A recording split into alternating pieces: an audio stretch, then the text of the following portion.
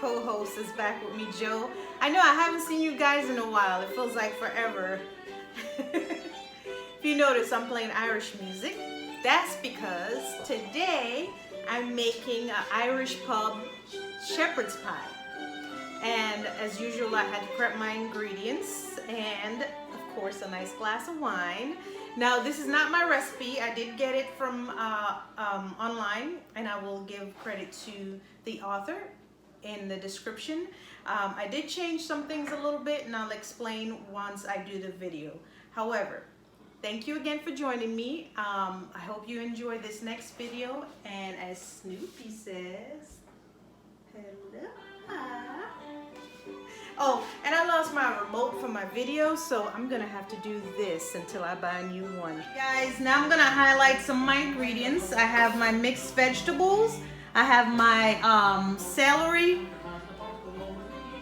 and I have my Joe. And I have my herbs from our garden in the back. This recipe calls for like minced garlic and then some fresh garlic, butter. I have red wine over there, you know, my broth, my what do you call these again? Leeks, flour, lemon juice, and tomato paste, and Worcestershire. There you go, sauce. So there's more to it as well, of course, because you know there's my potatoes already being pre-cooked. And as I said, I'm using ground lamb today instead of boneless lamb shoulder or leg of lamb, because I wasn't going to travel all over the place looking for that. Okay, so enjoy, and I'll see you soon. Guys, I have my oil eating, and even though I'm not using the lamb shoulder, lamb leg, I'm using ground lamb. I'm still following the instruction as far as recipe goes. And you add the flour in, because I'm going to blend this all together.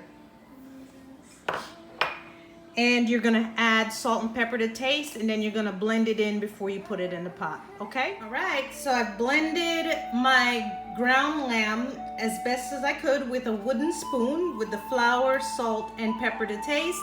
And I'm going to go ahead and add it. Let me turn my fan on. I'm gonna go ahead and add it to the pot. All right, let's go here. As you can see, I don't have a whole lot of oil, so let's go ahead and add that in.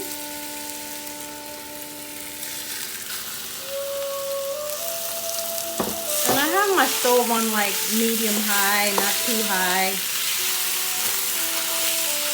And I'm gonna go ahead and let this brown and get back with the rest of the ingredients. All right, guys, now that my lamb is brown, I'm gonna go ahead and transfer it to a bowl, cover it with foil paper, and set aside, and then we'll get to the rest of it.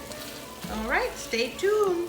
Okay, the next step, I'm gonna add a little more oil to the pot, and then I'm gonna add my leeks. You know, I never thought that I would like leeks. I didn't even know what they were about. And Joe made like a delicious leek soup for me a few years ago, and it was quite yummy. And then I'm gonna also add my celery. And my mixed veggies. As I said, I changed up a little bit. Usually in this recipe, they call for you to do the celery and, the vegetables separately. But since I had mixed vegetables, I just used mixed vegetables in mine. So the only two things I'm really changing is actually the mixed vegetable and the ground meat instead of the lamb. I'm gonna add a little more oil to this because I want my stuff to saute good. And then we'll be back. Okay, I'm gonna go ahead and add a little bit of salt to my veggies. Just a little. I don't want to salt this too much because it's gonna have it's also gonna have cheese in it and broth and all that good stuff, so I'm not gonna salt it. And I'm also gonna add a little black pepper as soon as I figure out where I put my black pepper, and then I'm gonna let it continue to cook. Fix that there a little bit. Let's see. There you go. Back to my veggies. Now I'm gonna go ahead and add the garlic, the minced garlic here. I'm gonna stir that in. My vegetables are actually on a lower heat because I'm letting them cook slowly because I'm cooking both pots at the same time. And this is my first time making it this way. So we're gonna stir that in for like a minute and then we're gonna add the rest. Next, we're gonna go ahead and add our tomato paste. We're gonna stir this in and let this cook for about 2 minutes. We're gonna blend it well together and then we're gonna let it cook for about 2 minutes. All right. We're gonna go ahead and add our red wine. And we're also gonna scrape the brown stuff at the bottom, because you can bring that up as well. It's still good. I had my stove on low so it's not burnt. Trust me, if it was burnt, you could smell it. So you can do that to deglaze the bottom there. And we're gonna let this simmer together for about 2 to 3 minutes, okay? And then we'll be back. Now we're gonna go ahead and return the lamb back to the pot. Smells really good, guys. We'll stir that in there. Again, my stove is not on super high or anything. So probably like on medium low, so the food can cook in enough time. We'll stir that in, and then I'm gonna go ahead and add the beef broth and the Worcestershire sauce.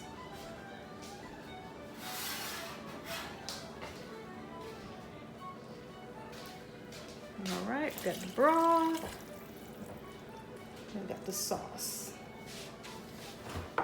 Stir that in.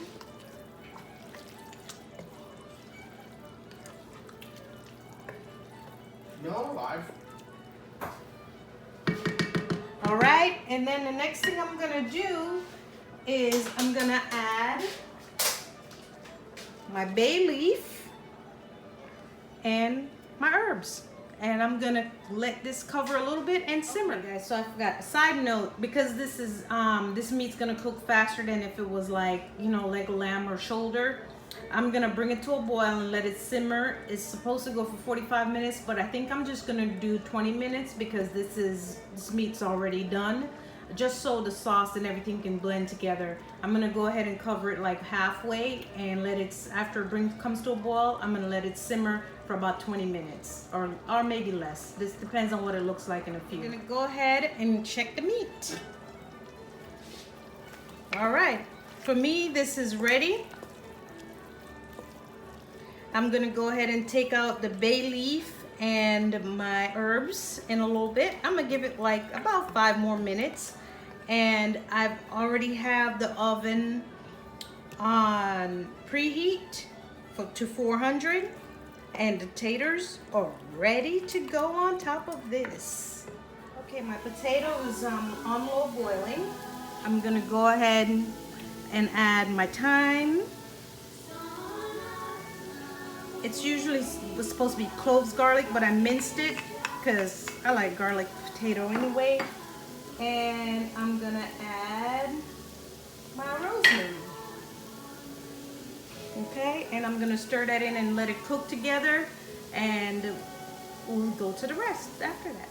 Rosemary, thyme, and garlic. Okay, guys, back to my potatoes. I'm gonna go ahead and add the lemon juice. I was supposed to add all of this at the same time, but as I said, sometimes when you're making like more than one dish and you have to focus. So I'm gonna let this the potatoes are done, but I'm gonna just let it cook just a little bit more so it can get that lemon juice in there, and then I'm gonna get that ready. Taters are done. I picked out like pretty much the rosemary, thyme's in there. Try to get as much, well, all the rosemary out because you don't want that stuck in there. And then you warm the milk a little bit, and mine's not as warm, so I'm gonna warm it a little bit more. Okay guys, I'm gonna go ahead and add the warm milk, the butter, and this is unsalted butter.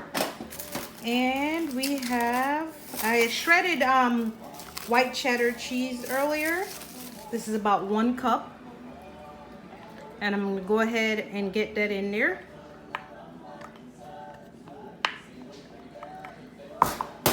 And then I'm gonna mash it together and get it ready to go on top of that delicious meat.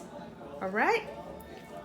I'm doing it the old-fashioned way, y'all. Add a little salt because I didn't put any in the pot. As I said, I didn't want to do too much, but I did add a little to this. All right, guys, so my potato, my shepherd's pie is ready to go in the oven. The oven's set at 400.